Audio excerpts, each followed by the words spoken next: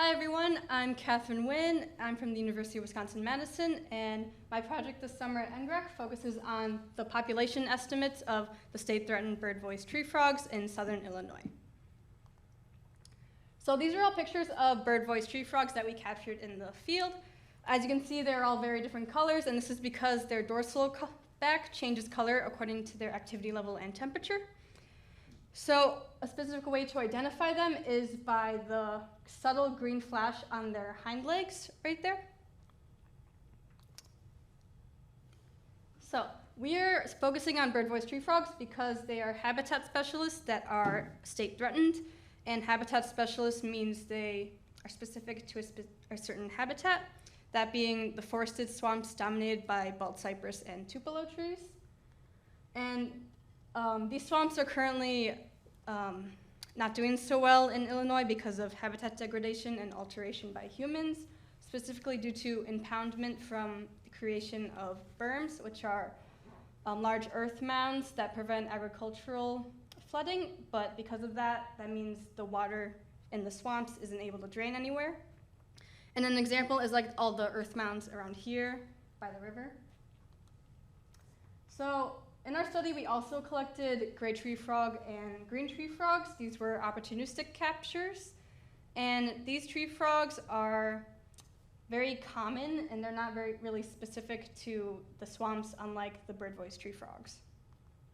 So these are bird-voiced tree frogs, and one way to sex them is males have a vocal sac here, which is the dark part, and females do not. That's because males are the only ones that call, and this is what their call sounds like. But females don't call, it's just the males in order to attract their mates. So previous work that this study is influenced by is that the DNR has been working to restore the Cache River-Cypress Creek system since 1992. And they want to know if their restoration efforts in the swamps are effective, so they need a habitat indicator. And they thought that bird-voiced tree frogs would be a good habitat indicator because they prefer these high-quality cypress tupelo swamps, and they're not really found anywhere outside these swamp ranges. And since they're also state-threatened, they thought that even if they're not found to be good habitat indicators, they'd still be finding information about a species that isn't well known and could help their conservation efforts. So the study I worked on, we tried to assess current population estimates of bird-voiced tree frogs in southern Illinois, and we used capture mark recapture surveys to do so. This research prioritized identifying bird-voiced tree frog information gaps, since not much is known about this species. And so by studying them more, we will learn more about them. And we'd also like to update their species status assessment in Illinois, since the last time they were categorized as threatened was in the 90s, so we want to see if anything has changed since then. And we also hope to potentially assist wetland conservation efforts. So now I'll discuss the wetland swamps of southern Illinois, which I was very surprised to learn that Illinois even has swamps. But this is a map of our field sites. We had 10 sites total. The pink shows the the sites in the Cache River-Cypress Creek system, and the yellow shows the sites in the eastern Shawnee area. The site quality is denoted by the shapes for each site. Triangle is the not degraded sites, circles are semi-degraded sites, and squares are fully degraded sites. And I'll discuss site quality now. So not degraded sites are the best kind of sites. They have seasonal flooding, so that means the water comes in and then it will fully dry in the fall, winter seasons. This allows the trees to establish themselves in the ground, and as a result, there are more cypress tupelo trees in those sites. And because there are more trees, it's a completely closed canopy. As you can see, there isn't much vegetation on the ground. And then semi-degraded sites are a little worse than that. There's a more open canopy, and they are semi-permanently flooded, which means that the water will come in and then it will recede, but it will never fully drain away from the swamp. And then fully degraded sites are the worst kind of sites. These are completely flooded. The water isn't able to drain out anywhere. And as a result, there's more the trees can't grow as well, so there are less cypress tupelo trees. And it's a completely open canopy, so there's more vegetation on the ground since the sunlight is able to get in. So my hypothesis for this study was that I suspected that the bird-voiced tree frog population sizes would be the highest at the not degraded sites, since those are the best kind of sites and the sites and there's more cypress tupelo trees, which are what the bird-voiced tree frogs prefer. In contrast, I expected fully degraded sites to have the lowest population size, since those sites just aren't doing so well and have less cypress tupelo trees.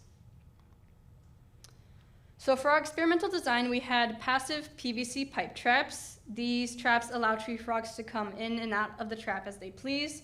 So when we go out to check them, we capture whatever tree frog is there at that moment. We had 50 traps per site for a total of 500 total traps. And these traps were set up 3 meters apart, and each site had 2 transects of traps. And the reason for why bird-voiced tree frogs might want to go into these traps is that amphibians usually prefer moist, dark environments, and since rainwater can collect in these traps, they might want to go in these more if the season's particularly dry. And this is me checking traps at all of our field sites all summer. So once we capture a tree frog, we set up all our equipment on this like this. And then we first identify whether or not it's a recapture. If it is, we note that and then let it go. If it isn't, we then put it in a diluted Oragel anesthetic solution in order to make it sleepy and less prone to feeling discomfort. And then we measure its snout vent length and weight. And then we administer a pit tag, which is a passive integrated transponder tag. This allows us to identify if a tree frog is a recapture because each pit tag has its own unique ID code. So if we catch a tree frog in the future, we'll be able to know whether it's a recapture and what exact tree frog it was that was captured before. And then after that, we allow the tree frogs to recover in the deionized water to wake them up, and then we release them back into their swamp. So after collecting all that data, we then do data analysis.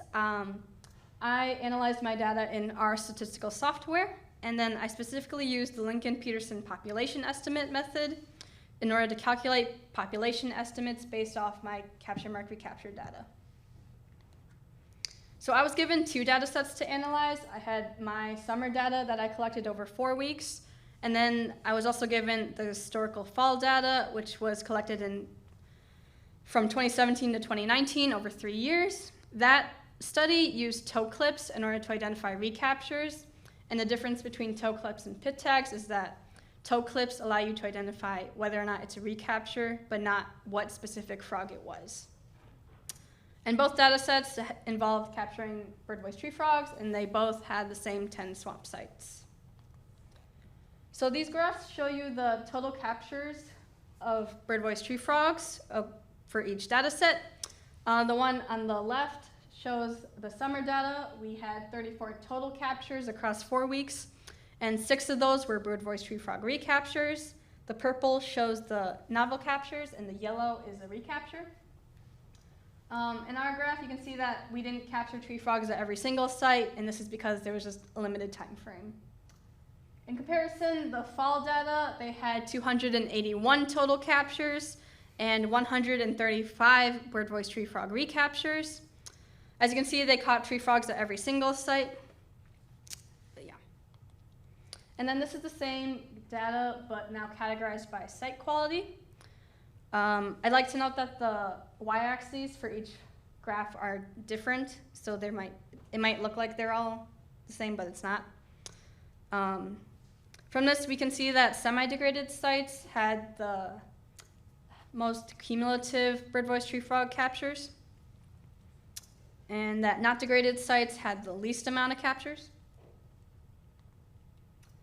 So once I calculated population estimates per transect for only the historical data, because my summer data, we didn't have enough data in order to do so. But this graph shows the population estimates by site and the variability in range of population estimates per site. So As you can see, we had more semi-degraded sites than fully or not degraded. And there's one particular outlier in semi-degraded sites, which is the big yellow box, which shows there's the most widest range in variability at that particular site. And the middle bar for each box plot shows the mean average of population estimates. And then you can also see for the not degraded sites that they had the minimum range and variability of population estimates. And then this is the same data, but now categorized by site quality only. You can see there's a trend line with fully degraded sites having the highest average population estimates, and then not degraded sites have the lowest average population estimates. And then you can also see that the semi-degraded sites had the largest range and variability again. So based on this trend line, we might think there's significance between population estimates and site quality. So we then did an ANOVA test to see whether there was significance and a Tukey analysis to see where that significance was. And based on this, we see that there was no significance between site quality or population estimates because each error bar overlaps with the red line. So for discussion, overall, we saw that fully degraded swamps had the overall highest population estimates, and this could be because of site quality was based on subjective assessments, but also because fully degraded sites, there might have been some more insects there for some reason, which is why there were higher populations. But semi-degraded swamps also had more variability in population estimates, and that could be because there were just more semi-degraded sites, which Grantsburg specifically was a semi-degraded site, and they had significantly higher capture counts. This could be due to possible seasonal or year variation, and since we also did not take weather conditions into account, which would definitely affect whether or not a tree frog is detected. And again, swamp sites were not selected equally for each site quality. And then also we saw that non-degraded swamps had the least number of captures, and this could be because since they fully dry in the fall, that might prompt the tree frogs to go to their wintering sites earlier, so they'd be less likely to be detected. And then to conclude, my hypothesis was not supported. We saw more tree frogs in degraded than non-degraded sites, and no significance was found for population estimates when comparing site qualities. However, this could be because site quality was based on subjective assessments, so it's not for certain. And we also saw that from this we could consider that bird-voiced tree frogs may not be the best indicators for cypress tupelo swamps, and this is because they might be better indicators for the surrounding terrestrial forest area instead, since that's where they spend most of their time, because they're only in the swamps to breed for the summer.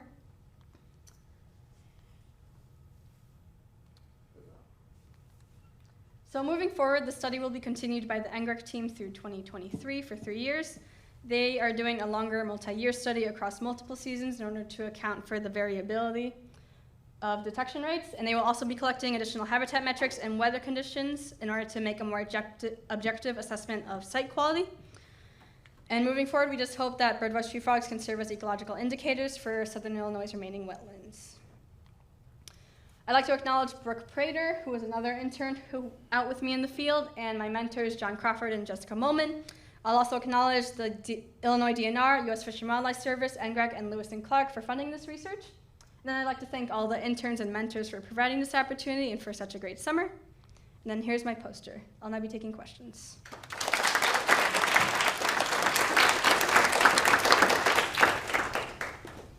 So you say you're doing this study. The study will last through 2023. Is that just how long the pit tags are going to last, or? Yeah, it's about 3 years, I think, because, yeah. Because after a while, the bird-voiced tree frogs will shed their skin and the pit tags will eventually leave, but that takes a long time, which is about 3 years. So. Did you capture any of the toe-clipped frogs or no? No, that was a previous study. I just had the data from that.